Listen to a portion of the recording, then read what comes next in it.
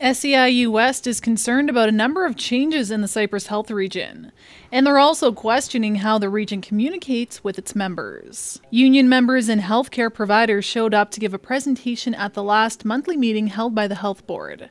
But instead of talking, they sat silently through the meeting as their concerns were not on the agenda.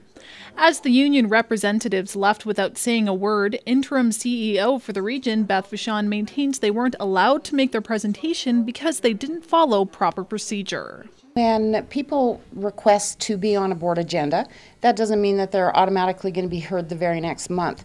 One of the things, though, that has occurred is that there's a number of outstanding grievances with SEIU at this point. Dates have been offered to have those conversations and hear the grievances.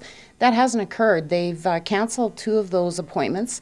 So the board just very strongly felt that there are some steps that need to be taken first. Tom Howe from the union says this lack of communication doesn't make sense for the union or the region. I don't know why any health region would have a problem with the caregivers coming to discuss or put forward any of the concerns that deal directly with the residents. And while the union listened to the topics of discussion at the meeting, they took particular concern to cash flow in the budget. I was quite surprised listening to the board members kind of giving themselves a pat in the back because they have a $1.2 million surplus at the end of the year because they're not filling vacant positions. And I think that's unacceptable.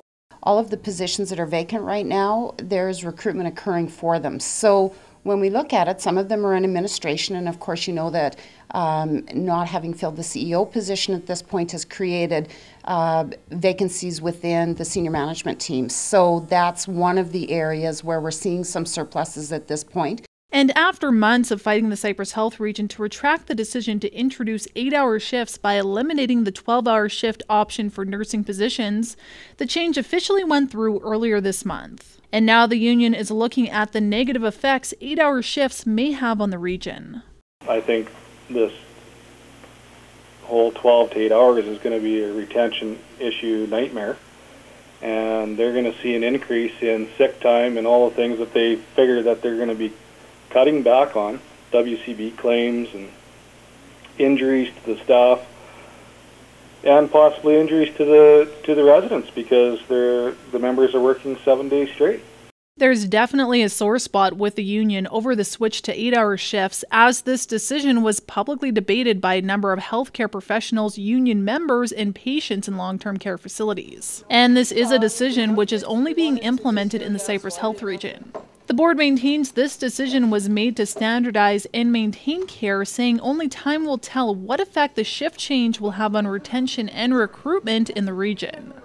For Southwest TV News, I'm Kara Rapke.